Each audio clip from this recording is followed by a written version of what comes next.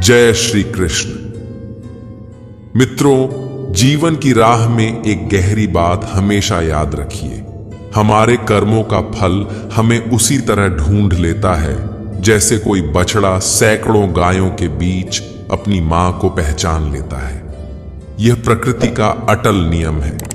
हम हर पल हर क्षण कोई ना कोई कर्म कर रहे होते हैं, चाहे वह सोचने का हो, बोलने का हो या कोई कार्य करने का। ऐसा कोई क्षण नहीं होता जब हम कर्म से पूर्ण रूप से मुक्त रह सकें। कुछ कर्म ऐसे होते हैं जो छल, स्वार्थ और झूठ से भरे होते हैं, जबकि कुछ कर्म कर्तव्य बोध, सेवा और समर्पण से प्रेरित होते हैं। श्री कृष्ण यही समझाते हैं कि कर्म की प्रकृति के अनुसार ही हमें उसका फल मिलता है, अच्छा या बुरा, शीघ्र या विलंब से। इसलिए याद रखिए, हम ना तो कर्म से भाग सकते हैं और ना ही उसके परिणाम से बच सकते हैं। जो जैसा बोता है वैसा ही काटता है। आज हम जानेंगे कि श्रीमद् भगवद गीता के 3 अध्याय से हमें क्या सीख मिलती है, और वह भी बहुत ही सरल भाषा और आसान शब्दों में, ताकि हर कोई इस गूढ़ ज्ञान को समझ सके और अपने जीवन में उतार सके। प्रथम अध्याय में हमने देखा कि जब महायोद्धा अर्जुन कुरुक्षेत्र की रणभूमि में अपने सगे संबंधियों, गुरुओं और मित्रों को युद्ध के लिए खड़ा देखता है तो उसका मन करुणा और मोह से भर जाता है। वह अपने धनुष को एक ओर रख देता है और हताश होकर रथ के पिछले हिस्से में बैठ जाता है, युद्ध करने से स्पष्ट रूप से इनकार कर देता है। वहीं दूसरे अध्याय में भगवान श्री कृष्ण अर्जुन को गहराई से समझाते हैं कि उसका सच्चा धर्म, उसका कर्तव्य उसे यही आदेश देता है कि वह अन्याय के विरुद्ध खड़ा हो और युद्ध भूमि में उतरकर धर्म की रक्षा करे।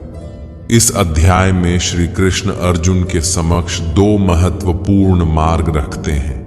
पहला है निष्काम कर्म योग, जिसमें फल की इच्छा छोड़कर कर्म किया जाता है, और दूसरा है ज्ञान योग, जो आत्मा, परमात्मा और संसार के सत्य को जानकर वैराग्य की ओर ले जाता है। इन दोनों मार्गों के माध्यम से श्री कृष्ण अर्जुन के भ्रम को दूर करते हैं और उसे कर्तव्य पथ पर अग्रसर करते हैं। मित्रों, श्रीमद् भगवद गीता के 3 अध्याय में हम जानेंगे कि ऐसी कौन सी 2 शक्तियां हैं जो आपको इस संसार में कुछ भी प्राप्त करने की सामर्थ्य देती है।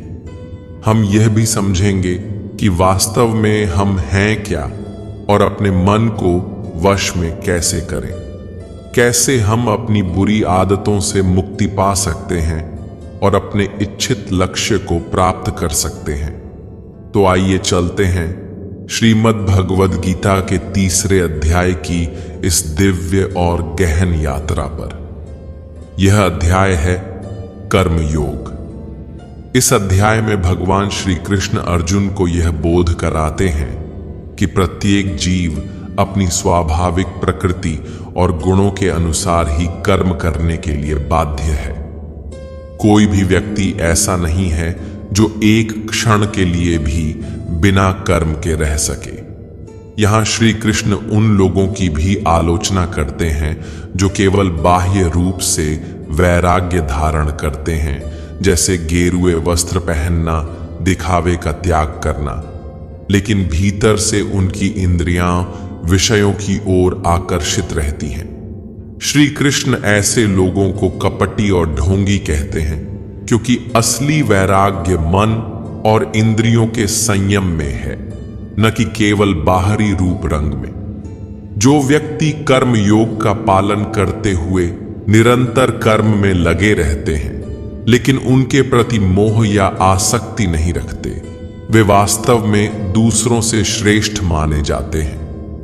वे कर्म करते हुए भी भीतर से शांत और निर्लिप्त रहते हैं। इसके बाद भगवान श्री कृष्ण इस बात पर विशेष बल देते हैं कि हर जीव इस सृष्टि की व्यवस्था का एक अभिन्न हिस्सा है और इसलिए उसे अपने कर्तव्यों का पालन अवश्य करना चाहिए।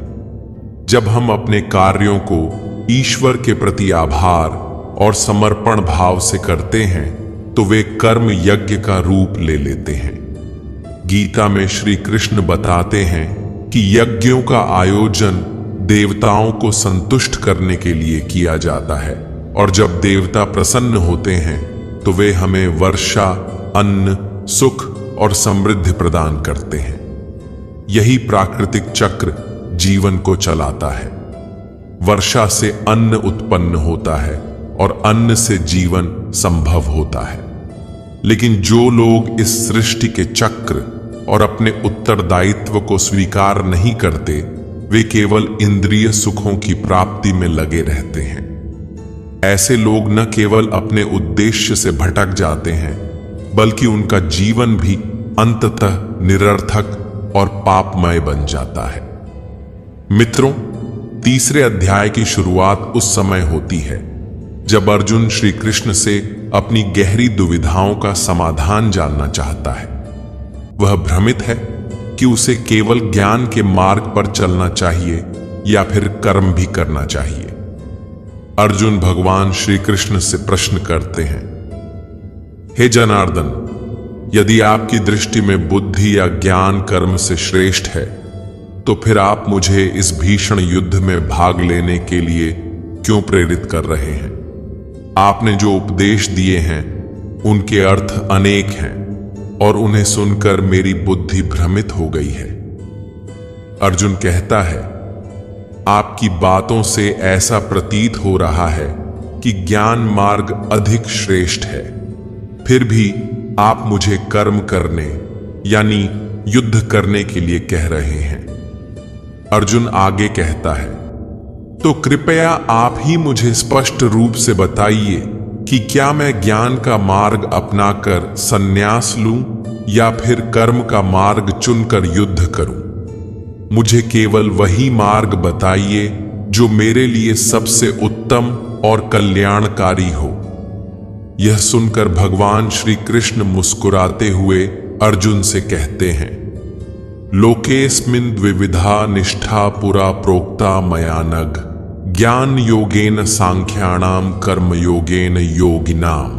अर्थात, हे निष्पाप अर्जुन, इस संसार में मैंने पहले ही 2 प्रकार की निष्ठाओं का वर्णन किया है।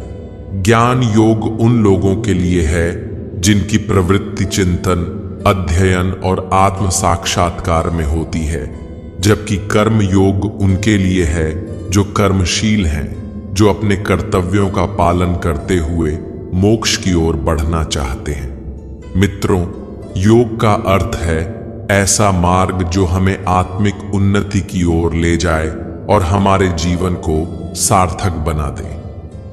गीता में श्री कृष्ण 2 प्रमुख मार्ग बताते हैं, एक है ज्ञान योग और दूसरा है कर्म योग। लेकिन इन दोनों ही रास्तों में एक चीज समान है और वह है कर्म। कर्म करना अनिवार्य है, चाहे आप किसी भी मार्ग पर चलें। इसीलिए श्री कृष्ण स्पष्ट रूप से कहते हैं, न कर्मणाम नारंभान नैष्कर्म्यम पुरुषोष्णुते न च सन्न्यसनादेव सिद्धिम समधिगच्छति।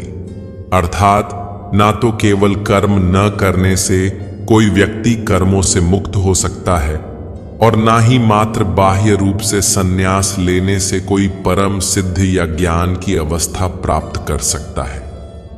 भगवान श्री कृष्ण अर्जुन से कहते हैं, चाहे तुम्हें ज्ञान योग बेहतर लगे या कर्म योग, दोनों ही स्थितियों में तुम्हें कर्म तो करना ही पड़ेगा।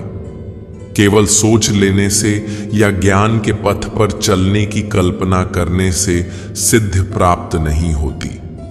कई लोग सोचते हैं, हम तो अब कोई कर्म नहीं करते, हम निष्कर्म हो गए हैं।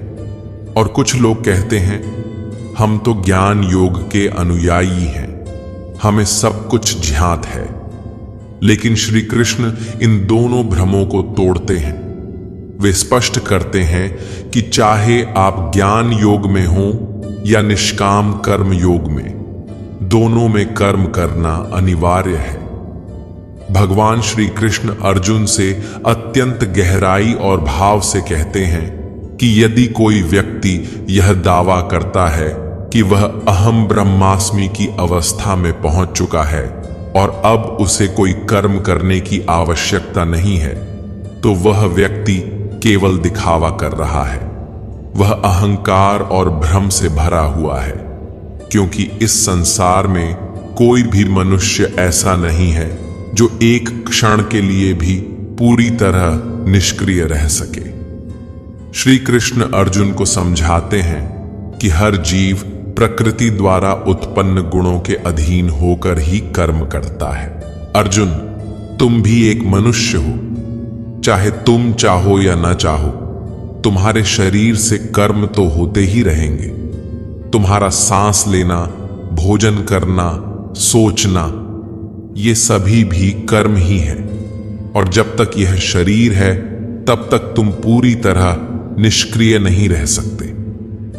श्री कृष्ण अर्जुन को याद दिलाते हैं कि तुम एक क्षत्रिय हो और तुम्हारा धर्म है कि तुम अन्याय और अधर्म के विरुद्ध खड़े हो। यदि तुम इस युद्ध से पीछे हटते हो तो तुम न केवल अपने धर्म से विमुख होगे, बल्कि अपने अस्तित्व से भी मुंह मोड़ लोगे।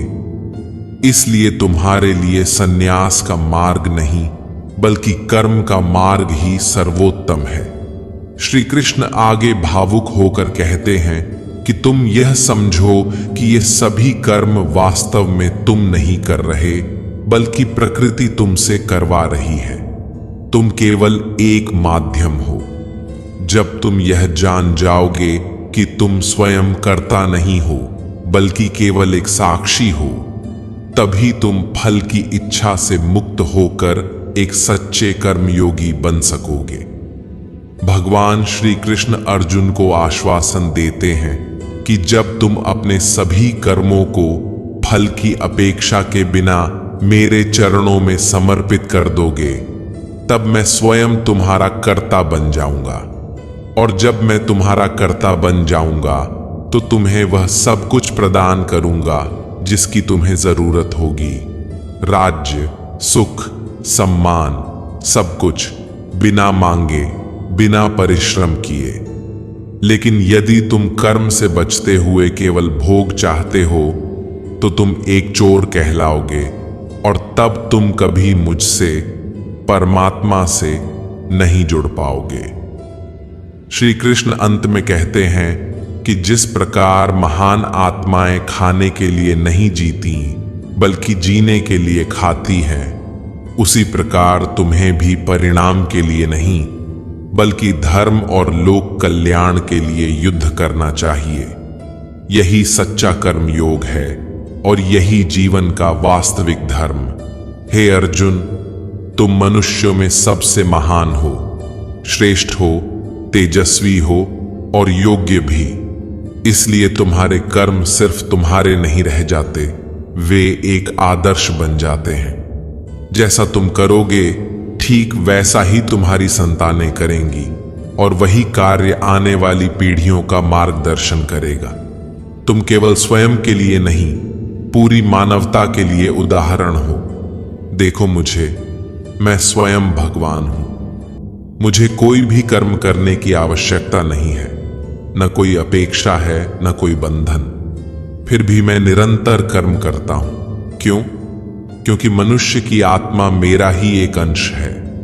यदि मैं कर्म करना छोड़ दूं तो यह पूरी सृष्टि कर्महीन होकर विनाश की ओर बढ़ जाएगी। इसलिए मैं स्वयं कर्म करता हूं ताकि मनुष्य मुझसे प्रेरणा ले सके और अपने जीवन को धर्ममय बना सके। श्री कृष्ण अर्जुन से कहते हैं, यदि तुम्हारे साथ कोई न खड़ा हो, कोई तुम्हारी आलोचना करे, अपमान करे या तुम्हारी राह में बाधाएं डाले, तब भी तुम बिना विचलित हुए अपना कर्म करते जाओ। क्योंकि जब कोई सच्चा कर्मयोगी बिना किसी स्वार्थ और द्वेष के केवल कर्तव्य में लगा रहता है, तो समय के साथ वही आलोचक भी उसकी प्रशंसा करने लगते हैं। उसका अनुसरण करने लगते हैं। श्री कृष्ण कहते हैं, मयि सर्वाणि कर्माणि सन्न्यस्य अध्यात्म चेतसा निराशीर निर्ममो भूत्वा युध्यस्व विगतज्वरः। अर्थात हे अर्जुन, अपने समस्त कर्म मुझे अर्पित कर दो और निरंतर मुझे परमात्मा रूप में स्मरण करते हुए कामनाओं और ममता से मुक्त होकर अपने भीतर के मानसिक कष्टों को त्याग कर इस धर्म युद्ध में पूरे उत्साह से खड़े हो जाओ। क्योंकि जो व्यक्ति यह समझता है कि वह स्वयं ही सब कुछ कर रहा है, उससे बड़ा मूर्ख और पीड़ित कोई नहीं होता।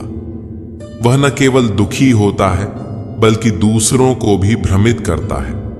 और ज्ञानी जन ऐसे अज्ञानी लोगों से विवाद नहीं करते, उन्हें केवल दया की दृष्टि से देखते हैं।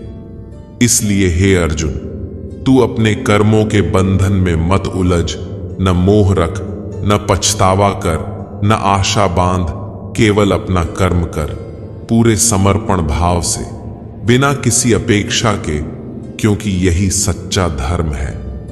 हे अर्जुन, हमेशा यह बात हृदय में बिठा लो कि अपने धर्म और कर्तव्य का पालन, चाहे उसमें थोड़ी सी भी कमी क्यों न रह जाए, फिर भी दूसरों के धर्म को अपनाने से कहीं अधिक श्रेष्ठ और कल्याणकारी होता है। क्योंकि अपना धर्म हमारे स्वभाव के अनुकूल होता है, जबकि दूसरे का धर्म चाहे कितना भी आकर्षक क्यों न लगे, अंततः वह हमें भ्रम, विफलता और दुख की ओर ही ले जाता है। अर्जुन ने गहरे भाव से पूछा, भगवान, यदि मनुष्य वास्तव में आपके ही अंश हैं, तो फिर उससे गलतियां क्यों होती हैं? वह बुरे कर्म क्यों करता है? यह प्रश्न केवल अर्जुन का नहीं, यह हर मनुष्य के भीतर उठने वाला प्रश्न है कि जब हम ईश्वर के अंश हैं, तो फिर हमसे पाप क्यों होते हैं? भगवान श्री कृष्ण बड़े धैर्य और करुणा से उत्तर देते हैं, हे अर्जुन, यह मनुष्य का शरीर भोग विलास की ओर स्वाभाविक रूप से आकर्षित होता है, क्योंकि उसकी प्रकृति ही ऐसी है। जब उसकी इच्छाएं पूरी नहीं होती तो वह क्रोध से भर जाता है। जैसे धुएं के कारण अग्नि छिप जाती है, वैसे ही कामना और क्रोध के कारण मनुष्य की बुद्धि ढक जाती है और वह धर्म, कर्तव्य और परमात्मा को देख ही नहीं पाता। श्री कृष्ण कहते हैं, इन्हीं कामनाओं और क्रोध के वश में आकर मनुष्य अपनी इंद्रियों और मन पर नियंत्रण खो देता है और कई बार ना चाहते हुए भी गलतियां कर बैठता है। और फिर भगवान अर्जुन को एक महान सत्य से परिचित कराते हैं, हे अर्जुन, तू यह सदा याद रखना कि इस शरीर से अधिक शक्तिशाली है इसकी इंद्रियों से भी ज्यादा बलवान है मन से भी ऊंचा स्थान है बुद्धि का, और इन सब से भी श्रेष्ठ और परम है तू, आत्मा।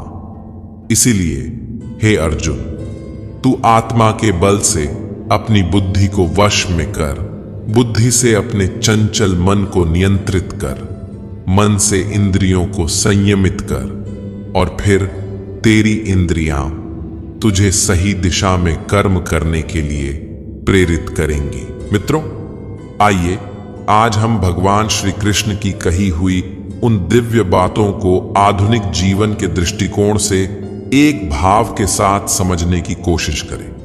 इस संसार में हर परिणाम केवल दो चीजों से आता है, ज्ञान और कर्म, अर्थात आपकी सोच और आपकी मेहनत। लेकिन ये दोनों अलग अलग अस्तित्व रखते हैं।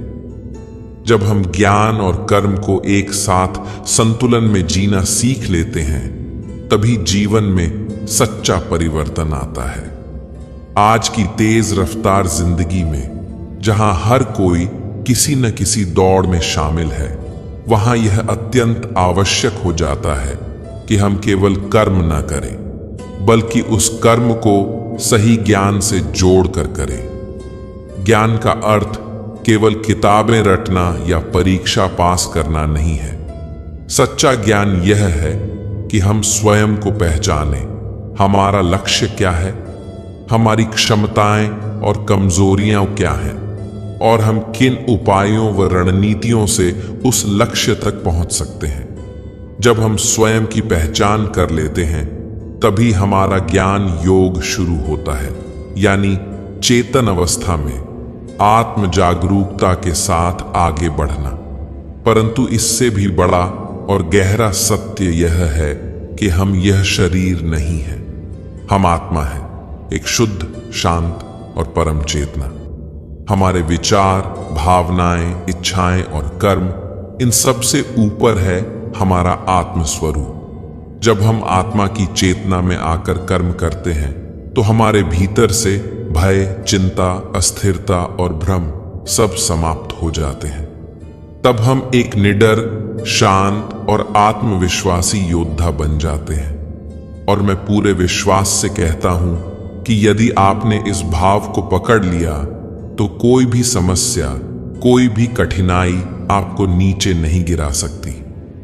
आप हर हाल में ऊपर उठेंगे और अडिग रहेंगे। इसके बाद श्री कृष्ण इस अध्याय में दूसरा मार्ग बताते हैं, कर्म योग, अर्थात आपका कर्म, आपका कर्तव्य। भगवान स्पष्ट कहते हैं कि तुम्हें कभी यह नहीं मानना चाहिए कि तुम स्वयं कोई कार्य कर रहे हो। जब तुम यह मान लेते हो कि कर्ता तुम नहीं हो, बल्कि यह शरीर और प्रकृति है, तब दो अद्भुत परिवर्तन होते हैं। पहला, तुम अपने कर्मों के परिणाम को लेकर चिंतित नहीं रहते, और दूसरा, तुम भावनात्मक रूप से स्थिर होकर अपने कार्य में अपना सर्वोत्तम प्रयास कर पाते हो। यही कर्म योग है, निष्काम भाव से कर्म करना। और अंत में सबसे महत्वपूर्ण बात, जब फल तुम्हारे हाथ में नहीं है, तो अच्छा हो या बुरा, उसे अपने अहंकार या हीनता से जोड़कर दुखी मत हो। श्री कृष्ण ने स्पष्ट रूप से कहा है, कर्म करो लेकिन फल की चिंता मत करो। तुम्हारा अधिकार केवल कर्म पर है, फल पर नहीं। इसके अलावा श्रीमद् भगवद गीता के 3 अध्याय में यह भी बहुत सरल और स्पष्ट शब्दों में बताया गया है कि आप अपनी किसी भी बुरी आदत से कैसे छुटकारा पा सकते हैं। उपाय बहुत सहज है। आप स्वयं को उस परमात्मा का एक छोटा सा अंश मानिए, एक शुद्ध आत्मा समझिए। जब आप यह समझ लेते हैं कि आप केवल शरीर नहीं बल्कि आत्मा हैं, तब आप आत्मा के ध्यान से अपने विचारों को नियंत्रित करना शुरू कर सकते हैं। विचारों पर नियंत्रण पाने के बाद आपका मन स्वाभाविक रूप से स्थिर होने लगता है, और जब मन नियंत्रण में आ जाता है तो वह आपकी इंद्रियों को भी वश में कर लेता है। जब आपकी इंद्रियां आपके काबू में आ जाती हैं, तब कोई भी बुरी आदत छोड़ना या जीवन में किसी भी कठिन कार्य को करना आपको मुश्किल नहीं लगेगा। जीवन सरल लगने लगेगा और आत्मबल से भरपूर हो जाएगा। मित्रों, मुझे पूरी आशा है कि श्रीमद् भगवद गीता के 3 अध्याय की यह सहज, भावनात्मक और प्रेरणादायक व्याख्या आपके हृदय को अवश्य स्पर्श की होगी। आपने इस अध्याय से क्या अनुभव किया, क्या सीखा? कृपया हमें कमेंट करके अवश्य बताएं। यदि कहीं कोई त्रुटि रह गई हो या कोई बात अधूरी रह गई हो, तो मैं विनम्रता पूर्वक क्षमा चाहता हूं। यदि आपको यह प्रस्तुति अच्छी लगी हो, तो इसे लाइक और शेयर करना न भूलें। साथ ही चैनल को सब्सक्राइब जरूर करें और घंटी का बटन दबाएं, ताकि आने वाले सभी श्रीमद् भगवद गीता से जुड़े ज्ञानवर्धक और जीवन को प्रेरित करने वाले वीडियो आप तक बिना किसी रुकावट के पहुंचते रहे। बहुत जल्द हम फिर मिलेंगे श्रीमद् भगवद गीता के 4 अध्याय की एक और सरल, गूढ़ और मन को छू लेने वाली व्याख्या के साथ। तब तक के लिए स्वस्थ रहिए, प्रसन्न रहिए और आत्मा से जुड़े रहिए। जय श्री राधे कृष्ण। राधे राधे।